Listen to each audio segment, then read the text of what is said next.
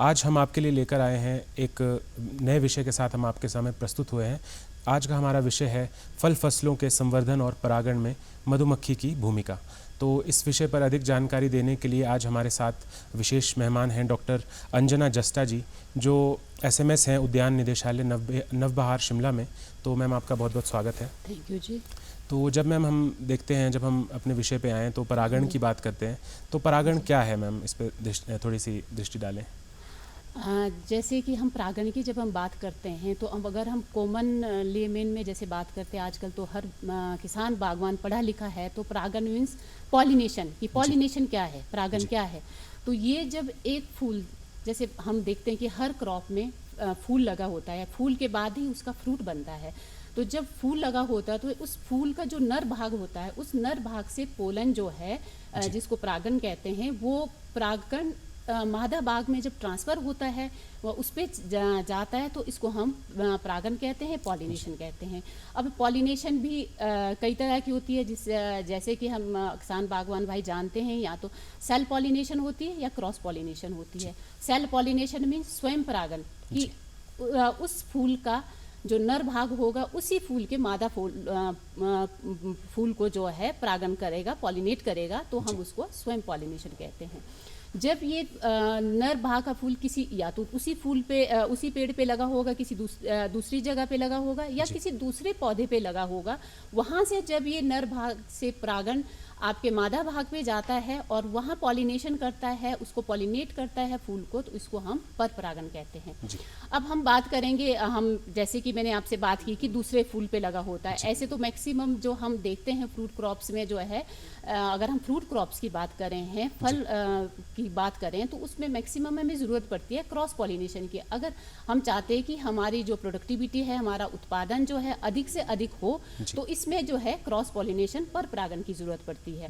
तो यहाँ हम सेब, सबसे पहले सेब की बात करेंगे कि जैसे हम किसान बागवान भाई जानते हैं कि सेब जो है हिमाचल प्रदेश का एक मुख्य फल है, जो एक इस तरह का फ्रूट है जिसकी वजह से जो है, जिसके कारण जो है हिमाचल प्रदेश का नाम हर जगह लिया जाता है, और इसी वजह से जो है हिमाचल प्रदेश को एक फ्रूट बाउल के नाम से भी जाना जाता है। और अगर हम इसकी प्रोडक्शन या उत्पादन की बात करें तो पूरे भारत में जो है जम्मू कश्मीर के बाद हमारा हिमाचल प्रदेश ही जो है फल उत्पादन में जो है दूसरे स्थान पे आता है। हम मैम, जब हम जैसे फलों की बात कर रहे हैं, जैसे आपने सेब की बात की, तो मैम इसमें हम पॉलिनाइज़र किस्मों की बात करते हैं, तो सेब के अंदर कौन कौन सी परागण किस्में हैं, जैसे पॉलिनाइज़र की आप बात कर रहे हैं? तो अब ये आपने बहुत अच्छा क्वेश्चन किया अमित जी, क्योंकि किसान बागवान भाई थोड़ा सा कंफ्यूज हो जाते हैं, उनकी समझ में नहीं कि पॉलिनेटर और पॉलिनाइज़र ये दो चीज़ें हैं। पॉलिनेटर क्या है, पॉलिनाइज़र क्या है? पॉलिनाइज़र परागण किस्में, जो हम एक किस्म लगाते हैं अपने मेन क्रॉप के साथ, जो इसको जहाँ से हमें परागण मिलता है। एक है पॉलिनेटर, परागण करता, जो एक एजेंसी है, एजेंट है, जिसकी जो आपके परागण को जो है फूल से, एक नर फूल से मादा फूल में ले जाने का काम करता है, उसको हम कहते हैं पॉलिनेटर। पॉलिनेटर जो है, अगर हम सेब में बात करें तो सेब में जो है पॉलिनेटर जो एक मधुमक्खी मेन पॉलिनेटर है, और भी दूसरे हैं और कीट भी पॉलिनेटर का काम करते हैं, लेकिन मुख्यतः जो है पॉलिनेटर है। अब आपने बात की है किस्में कौन कौन सी हैं, वैसे कई तरह की किस्में उगाई जाती हैं एज ए पॉलिनाइज़र, एज ए परागण, उसमें एप्पल के सेब के बगीचे में। अगर हम पुराने बगीचे की बात करें जो 30, 40, 50 साल पहले से लगे हुए हैं, तो उनमें तो ज़्यादातर जो है गोल्डन डिलीशियस, रेड गोल्ड, टाइड वनर, लिवरसेस्टर, इस तरह की कुछ किस्में जो है लगाई जाती थी एज ए पॉलिनाइज़र।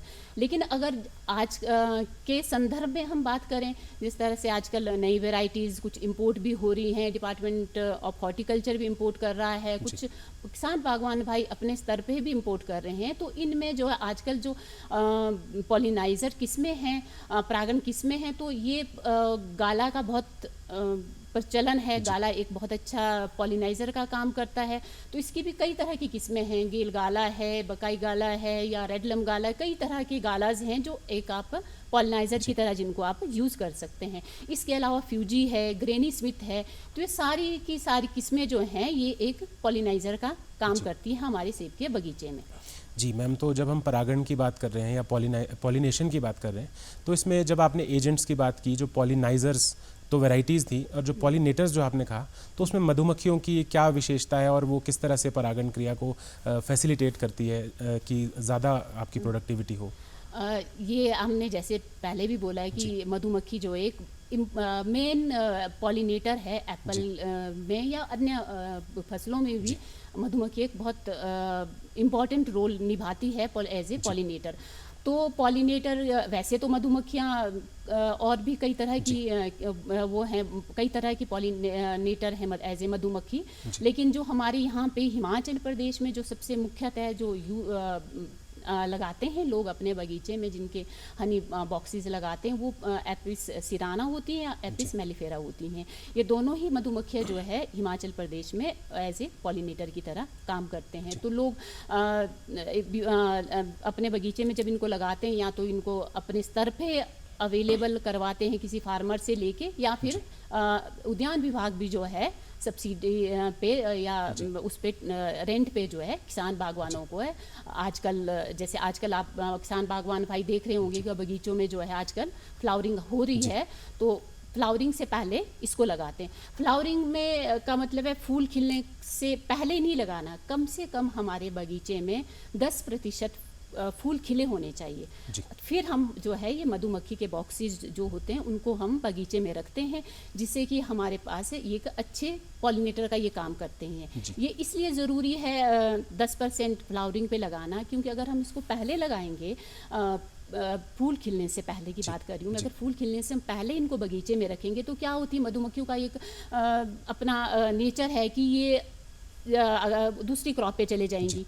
जब ये दूसरी क्रॉप पे जाएंगी, जहाँ इनको फूल मिलेगा वहाँ जाएंगी, और फिर ये एक बार जहाँ चली जाती हैं फिर वो बार बार वहीं विजिट करेंगी, फिर आपके सेब पे नहीं आएंगी। तो इसलिए बागवान भाइयों को ये सलाह दी जाती है कि जब आपके बगीचे में कम से कम 10% फूल खिल जाए तो आप उनमें हनी बॉक्सेस लगाएं, बी बॉक्सेस, बी हाइव्स लगाएं, जिससे कि आप उनको वो आपके बगीचे में अच्छी तरह से पॉलिनेशन करेंगी, और आपकी जो प्रोडक्शन है, आपका जो उत्पादन है सेब का, वो बहुत अच्छी तरह से होगा। पर लगाते हुए एक थोड़ा सा हमें ध्यान रखना चाहिए कि जब आप बी बॉक्सेस रखें तो कम से कम आप, अगर आपके बगीचा कहीं 1 हेक्टेयर का मतलब 12.5 बीघा का है, उसमें कम से कम 3 से 4 बॉक्सेस लगाएं, जो एक अच्छी पॉलिनेशन के लिए ज़रूरी हैं।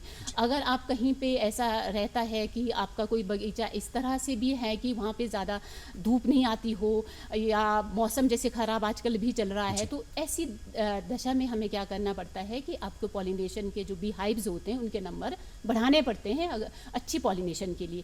क्योंकि जब भी आपका मौसम ख़राब रहता है, बादल रहते हैं, बारिशें होती हैं, तो आपके जो हनी बीज होती हैं, पॉलिनेटर होते हैं, वो एक्टिव नहीं होते, वो काम नहीं करते, उनका जो पूरा काम करने का, पॉलिनेशन करने का काम रहता है, वो सब कुछ बंद हो जाता है। तो इससे बागवान भाइयों को देखना चाहिए कि भाई आपके बगीचे में, आपका बगीचा कहाँ लोकेटेड है, किस तरह की वहाँ सनरेज सुबह की आती हैं, नहीं आती हैं, तो उस तरह से जो है वो प्लान आउट कर सकते हैं अपने बगीचे में हनी बीज बॉक्सेस लगाने के लिए। मतलब इन पॉलिनेटर्स के ऊपर मौसम का भी मौसम का भी बहुत ज़्यादा पूरा प्रभाव है। क्योंकि अगर जैसे कि मैं बात ही कर रही हूँ कि अगर आपके आज जैसे आजकल का मौसम है, आप देख रहे हैं आज बारिश हो रही, तो हनी बीज की जो एक्टिविटीज़ हैं ये बिल्कुल बंद हो गई हो, ये बिल्कुल भी एक्टिव नहीं रहती हैं ऐसे मौसम में। तो मौसम का बहुत ही ज़्यादा प्रभाव रहता है आपकी पॉलिनेशन पे। जी, और साथ साथ ये आमदनी का एक स्रोत के रूप में भी कार्य कर सकती हैं कि जो शहद वाली मधुमक्खियाँ, क्या ये वही होती हैं कि उसके अलावा वो लगाई जाती हैं? ये वही मधुमक्खियाँ होती है, क्योंकि आजकल जैसे बगीचे, सेब के बगीचे में ये आजकल हैं, तो वहाँ से शहद ले सकते हैं। फिर जब सीज़न सेब का ओवर हो जाएगा, जब पेटल फॉल जिसको हम बोलते, पंखुड़ी गिर जाती हैं, तब इसको जो है बागवान भाई अपने बगीचे से निकाल सकते हैं मधुमक्खियों को। फिर जहाँ जो क्रॉप लगी होगी, जहाँ भी जिस तरह की भी क्रॉप होगी, तो वहाँ पे जो है ये अपनी मधुमक्खियों को शिफ्ट कर सकते हैं। तो ये इनकम का, तो मधुपालन जो काम करते हैं, मधुमक्खियों का जो काम करते हैं, पालन का काम करते हैं, तो उनके लिए आय का तो बहुत ही अच्छा स्रोत है। क्योंकि एक तो सीज़न में आप इसको रेंट पे आप फार्मर्स को दे सकते हैं, बागवान भाइयों को दे सकते हैं। दूसरा जो आपका शहद शहद जी, भी उत्पादन कर शहद सकते उत्पादन भी कर सकते हैं। जी मैम। तो जब हम परागण की बात कर रहे थे मैम, एक पॉलिनेटर तो हो गए जो एजेंट है जो आपके परागकण को ले जा रहा है, तो मैम जब हम पॉलिनाइजर वैरायटीज़ की बात कर रहे थे तो उनको कैसे लगाते हैं, किस अनुपात में लगाते हैं, तो कृपया उस पर आप थोड़ा सा बताएं हमारे दर्शकों को। ये भी मौसम पे ही आधारित जी। है कि जैसे कि मैं बात कर रही हूँ कि अगर आपका बगीचा इस तरह से कहीं लगा हुआ है कि आपको है कि भाई वहाँ पे सनलाइट प्रॉपर नहीं रहती है या फिर क्लाउडी मतलब बादल वाला मौसम है, ज़्यादातर फॉगी एरिया है, तो उसमें जो है आपको अपना जो अनुपात रहना चाहिए आपके पॉलिनाइज़र का, परागण का, तो उसमें ज़्यादा लगाएं, कम से कम 33% तक जाएं आप, जिससे कि आपको अच्छी पॉलिनेशन होगी। अगर आपका बगीचा अच्छा है, सनी साइड है, मौसम वहाँ साफ मैक्सिमम टाइम जो है साफ रहता है, तो आप 11 या 15% तक भी जा सकते हैं। लेकिन जब आप इसको लगाएं, ये तो होगी ना हमारी कि भाई हम नए बगीचे में किस तरह से अनुपात रखें। जब आप किसान बागवान भाई अपना नया बगीचा प्लान कर रहे हैं कि किस तरह से उसको लगाना है, तो इस बात का तो विशेष ध्यान रखें कि वो उसके साथ साथ पॉलिनाइज़र का विशेष ध्यान रखें कि किस तरह से पॉलिनाइज़र आपने लगाना है, किस अनुपात में जाना है। तो अनुपात रखना किसके लिए बहुत ज़रूरी है। कम से कम आप 33% जो है पॉलिनाइज़र वेराइटीज़ उसमें जो है प्लांट करें। जी, मतलब हर 10 पौधों में 3 से 4 अगर हम इस तरह से करें कि अगर आपकी एक लाइन, एक रो मेन वैरायटी की है, दूसरी पूरी की पूरी रो आप पॉलिनाइज़र की लगाएं, तो आपका ये 33% हो जाता है। अगर हम बात करें किस्मों की, आपने जी, जब हम किस्मों पे बात कर रहे हैं कि परागण किस्में कौन कौन सी हैं जो हम पॉलिनाइजर लगाते हैं, उनकी विशेषताएं क्या होनी चाहिए? ये भी एक बहुत इम्पॉर्टेंट क्वेश्चन है कि किसान बागवान भाई जब पॉलिनाइज़र या पॉलिनाइज़र वैरायटी या परागण किस्में अपने खेत में लगाते हैं, तो इसका तो उनको विशेष ध्यान रखना ही पड़ेगा, क्योंकि आज के ज़माने में क्या है कि मार्केट में प्रतिस्पर्धा भी बहुत ज़्यादा है कि किसका सेब अच्छा बिके, किसकी सेब की क्वालिटी अच्छी है, तो उसको कितना वैल्यू उसके प्रोड्यूस के मिले और उत्पादन ज़्यादा से ज़्यादा हो। तो इसके लिए आपको ये पॉलिनाइज़र की वैरायटीज़ पे भी बहुत ज़्यादा ध्यान देना है। तो हम जब भी नए बगीचा जब किसान बागवान भाई लगाए, तो उसमें ये ज़रूर देखें कि हमने किस तरह का पॉलिनाइज़र चाहिए, हमें उस पॉलिनाइज़र हमें क्या विशेषताएं देखनी है। तो विशेषताओं की जब बात आती है, तो विशेषताएं सबसे पहले क्या रहता है कि उसमें परागण कण, जिसको पोलन बोलते हैं, पोलन जो है प्रचुर मात्रा में होना चाहिए, मतलब उसकी क्वांटिटी बनना चाहिए उसमें, कि हम कोई ऐसी वैरायटी नहीं लगाएं कि आपने उसको एज ए पॉलिनाइज़र लगा दिया, परागण किस्म लगा दी, लेकिन उसमें परागण कण पैदा करने की जो है वो उतना क्षमता नहीं है, वो उतना पैदा नहीं कर सकता है। तो ये तो सबसे पहला ज़रूरी है, क्योंकि अगर परागण कण उसमें बनेगा, परागकण, तो ही वो दूसरी वैरायटी को जो है पॉलिनाइज कर पाएगा। तो एक तो ये देखना आपको बहुत ज़रूरी है किसान बागवान भाइयों को। दूसरी बात क्या देखनी है कि ये उसके साथ कंपैटिबल भी होना चाहिए। कंपैटिबल अगर होगा तो ही वो उस मेन जो वैरायटी होगी, मेन किस्म जो बागवान भाइयों ने लगाई होगी, तो उसको वो पॉलिनेट कर सकता है। अगर उसके साथ कंपैटिबल नहीं होगा, फिर चाहे उसमें बेशक उसमें उसकी कैपेसिटी, उसकी क्षमता है कि वो बहुत ज़्यादा पोलन बना रहा है, लेकिन उसके साथ वो कंपैटिबल नहीं है, तो आप उसको लगाने का कोई औचित्य नहीं रह जाता है, और हमारा जो उत्पादन है वो भी घट ही जाएगा। उसके बाद क्या है, फिर ये तो आपने देख लिया कि आपके कंपैटिबल भी है, आपने पोलन भी वो प्रोड्यूस कर रहा है। अब उसके साथ क्या होना चाहिए कि आपका फ्लावरिंग टाइम भी मिलना चाहिए। अगर आपने कोई इस तरह की किस्म लगा दी कि वो पहले फूल रही है, आप किसान बागवान में जो मेन क्रॉप लगाई है वो बाद में फूल रही है, तो उसका भी कोई औचित्य नहीं रह जाता है। मतलब फूल एक बार ही आए, दोनों में जो एक बार ही आए। अगर आप तो ये भी बागवान भाइयों को सलाह दी जाती है कि आप एक ही जो आपकी पॉलिनाइज़र है वो एक ही तरह का ना लगाएं, 2-3 तरह का लगाएं, कि कुछ जो आपके पॉलिनाइज़र है वो जो पहला फ्लश आता, फूल आता है, उसके साथ सिंक्रोनाइज करें, फिर दूसरी मिडल पे आए, फिर तीसरे पे आए। जब 3 शिफ्ट में फ्लावरिंग होगी, तो तीनों के साथ जब वो सिंक्रोनाइज करेगा, तो आप किसान बागवान भाई देखेंगे तो उनकी उत्पादन में जो है काफ़ी वृद्धि होगी। जी।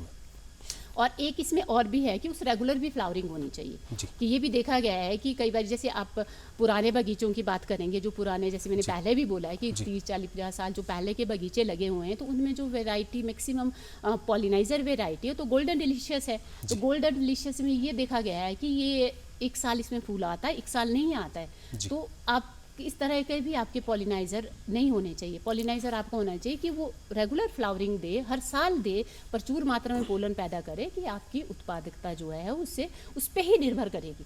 जी। जब तक आप इन चीज़ों का भी बागवान भाई ध्यान नहीं रखेंगे तो जी। उनकी उत्पादकता जो है जी। डेफिनेटली कम हो जाएगी। जी मैम, तो जैसे आपने बात की कि पुराने बगीचे हैं या पहले से लगाए हुए बगीचे हैं, तो उसमें परागण के लिए हम क्या उसमें चेंजेस कर सकते हैं या क्या उपाय कर सकते हैं उसके लिए कि उसमें क्षमता उसकी वृद्धि हो, परागण क्षमता?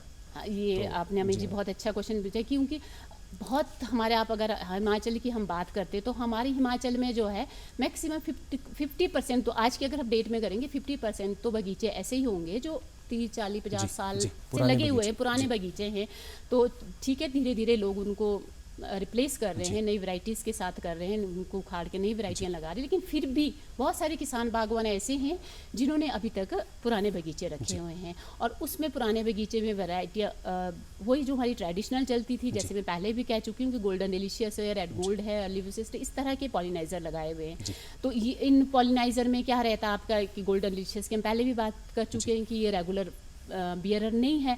और दूसरा इसको थोड़ा इसका चिलिंग आवर जिसको हम बोलते हैं कि वो एक उसके लिए ज़रूरी होता है आपकी एप्पल्स की प्रोडक्शन के लिए, कि उसमें जब बड ब्रेक होती है तो उसके लिए कितना घंटे आपका ठंडा रहना चाहिए, तो वो एक ज़रूरी होता है। तो गोल्डन डिलीशियस के लिए थोड़ा सा ज़्यादा लगता है बाकी वैरायटी से। तो इस तरह से क्या करना चाहिए कि बागवान भाई, अब बगीचे में आप नई वैरायटी लगाएंगे तो उसका जब आप वो नई वैरायटी फ्लावरिंग में आएगी तब तक आपका पुराना बगीचा ख़त्म हो चुका होगा। तो इसके लिए कोई टेम्परेरी हम वो दे सकते हैं, टेम्परेरी रेमेडी कर सकते हैं हम कि भाई आप उसमें टेम्परेरी क्या कर सकते हैं, किस तरह से आप उसको पॉलिनाइज़र की जो आपकी कमी है उसको आप पूरा कर सकते हैं। तो इसमें एक तो किसान बागवान भाई जो क्या कर सकते हैं कि जो आपके बगीचे लगे हैं उन्हीं मेन किस्मों में जो है पॉलिनाइज़र की टॉप वर्क कर सकते हैं। जी। उसी पौधे में लगा हुआ है तो उसके चारों तरफ कम से कम चार टहनियों पे जो आप पॉलिनाइज़र को टॉप वर्क कर दो तो आपके 1-2 साल में वो फ्लावरिंग में आ जाएगा, कई बार तो नेक्स्ट ईयर भी आ जाता है। तो आप उसकी जो पॉलिनाइज़र की जो कमी है उस बगीचे में उसको पूरा कर लेगा और आपकी प्रॉपर पॉलिनेशन हो जाएगी और प्रॉपर प्रोडक्शन एप्पल की हो जाएगी।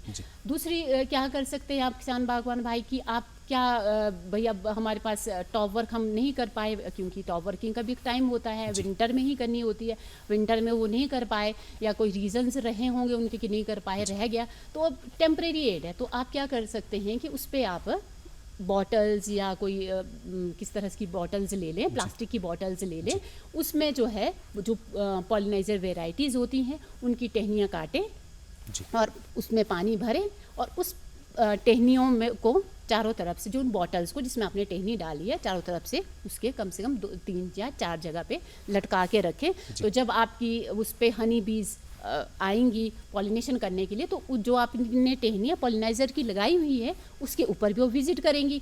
तो आप जब उसके ऊपर विजिट करेंगी तो मेन वैरायटी के ऊपर भी करेंगे तो आपका इस तरह से जो है बगीचे में प्रॉपर पॉलिनेशन हो जाएगा। तो एक टेम्परेरी एड है। कई जगह पे तो हैंड पॉलिनेशन भी बोलते हैं, लेकिन हैंड पॉलिनेशन एक प्रैक्टिकल सी नहीं कर सकते हम, इतना बड़ा बगीचा है, लोगों के पास इतनी लेबर नहीं होती है, तो थोड़ा सा इसको प्रैक्टिकली करना थोड़ा हैंड पॉलिनेशन को तो मुश्किल है। लेकिन जब टॉप वर्किंग और एक गुलदस्ते आप कह सकते हैं पॉलिनाइज़र के गुलदस्ते जो आप प्रॉपर लगा सकते हैं और उससे आपको प्रॉपर पॉलिनेशन आपके बगीचे में हो जाएगी। जी, तो मैम जब हम बात कर रहे हैं जैसे आप देख रहे हैं कि जलवायु परिवर्तन हो रहा है, सभी इसको महसूस भी कर रहे हैं, तो बगीचों में मैम पॉलिनाइज़र्स तो एक तो वैरायटीज़ तो हमने लगा दी, पर जब हम पॉलिनेटर्स की बात करते हैं जो हनी बीज हैं या मधुमक्खियाँ जिसको हम कह रहे हैं, तो वो उसमें क्या उनके कोई बिहेव पे प्रभाव पड़ रहा है? आजकल देखा जा रहा है कि क्लाइमेट चेंज बहुत ज़्यादा इम्पैक्ट कर रहा है उस चीज़ को, तो उसमें आप क्या कहना चाहेंगे? ये आप बहुत अच्छा क्वेश्चन पूछा है, क्योंकि अब आप देख रहे हैं मौसम, देखो आजकल आज भी जैसे बारिश हो रही है, तो आज की बारिश मतलब सुबह से नॉन स्टॉप लगी है, अदरवाइज मार्च में इतनी बारिशें नहीं होती हैं। जी। तो जैसे मैं पहले भी कह चुकी हूँ कि वेदर चेंज, जो क्लाइमेट चेंज है, इसका इम्पैक्ट कितना ज़्यादा है कि भाई अब अदरवाइज तो मौसम साफ रहता जी। तो प्रॉपर हमारी पॉलिनेशन होती है, प्रॉपर पॉलिनेशन होके फ्रूट सेट होता है। लेकिन अब इस तरह के मौसम में पॉलिनेटर तो काम ही नहीं कर पाएंगे। उनके लिए जो आपके पॉलिनेटर के लिए या हनी बीज के लिए, मधुमक्खियों के लिए एक टेम्परेचर रिक्वायर्ड रहता है कि वो कितने टेम्परेचर में, तो जनरली मतलब एक रेंज है 20 से 25 तक एक रेंज है। इस रेंज पे जो है वो बहुत अच्छी तरह से एक्टिव होती हैं, अच्छी तरह से पॉलिनेशन कर पाती हैं। और अगर टेम्परेचर कम हो जाता है, खासकर अगर 15 से नीचे चला जाता है टेम्परेचर, तो ये जो हमारी हनी बीज हैं ये काम करना बिल्कुल बंद कर देती हैं। और ये काम नहीं करेंगी तो पॉलिनेशन नहीं होगा, पॉलिनेशन नहीं होगा तो आपका फ्रूट सेट नहीं होगा, फ्रूट सेट नहीं होगा तो फाइनली क्या होगा कि आपका उत्पादन जो है घट जाएगा, पूरी तरह से घट जाएगा। तो इस तरह से क्लाइमेट चेंज का तो इसमें बहुत ही ज़्यादा इम्पॉर्टेंट रोल है जब हम बात करते हैं पॉलिनेशन की, क्योंकि पॉलिनेशन एक के लिए पॉलिनेटर की जो कार्यशैली रहती है, उसके लिए रिक्वायर्ड टेम्परेचर का क्या हो रहना है, कितना रहना है, ये बहुत ही ज़्यादा एक इम्पॉर्टेंट पहलू है। जी। तो जैसे हम फलों में बात कर रहे हैं मैम, जब हम फील्ड क्रॉप्स की बात करते हैं, जो दूसरी फसलें हैं, गेहूं और इस तरह की चीज़ें, तो मैम इसमें और जो फलीय जो पौधे हैं, फलदार पौधे हैं, उसमें पॉलिनेशन का मेन क्या रोल है, क्या मतलब क्या फ़र्क है इन दोनों में? क्या मधुमक्खियाँ वहाँ भी ज़रूरत है उनकी, या सिर्फ फलदार पौधों में इनकी आवश्यकता होती है? अगर हम मधुमक्खियों की बात करें या पॉलिनेशन की बात करें, पॉलिनेशन तो हर क्रॉप में ज़रूरी है, लेकिन जो हमारी सीरियल क्रॉप्स रहती हैं उसमें इतना ज़्यादा ज़रूरी नहीं रहता। लेकिन अगर हम वेजिटेबल की बात करें और फ्रूट्स की, किसी भी फ्रूट की बात करें, तो उसमें पॉलिनेशन की बहुत ही ज़्यादा ज़रूरत है। अगर पॉलिनेशन नहीं होगी किसी भी क्रॉप में, चाहे आप सब्जियों की बात करेंगे, चाहे आप फल की बात करेंगे, अगर इसमें पॉलिनेशन नहीं होगी तो आपका फ्रूट सेट नहीं होगा, और फ्रूट सेट नहीं होगा तो उत्पादन जो आपका बिल्कुल घट जाएगा। तो पॉलिनेशन तो हर क्रॉप के लिए बहुत ही ज़्यादा ज़रूरी है, और उत्पादन बढ़ाने के लिए खासकर, क्योंकि ये भी माना गया है कि जिस दिन धरती से बोलते हनी बीज ख़त्म हो जाएगी, उस दिन लाइफ भी ख़त्म हो जाएगी। तो आप इससे अंदाज़ा लगा सकते हैं कि हनी बीज का, मधुमक्खियों का हमारी ज़िंदगी में कितनी ज़्यादा इम्पोर्टेंस है, कितने ज़्यादा महत्वपूर्ण है ये हमारे लिए इंसान। जी। तो डॉक्टर साहब, आप हमारे इस कार्यक्रम में आए और हमारे दर्शकों को इतनी महत्वपूर्ण जानकारी दी, तो उसके लिए आपका बहुत बहुत धन्यवाद। Thank you ji, thank you. और बाकी हम दर्शकों से आज विदा लेते हैं आज के कार्यक्रम में। मिलेंगे आपसे अगले अंक में किसी अन्य विषय के साथ, तब तक के लिए नमस्कार।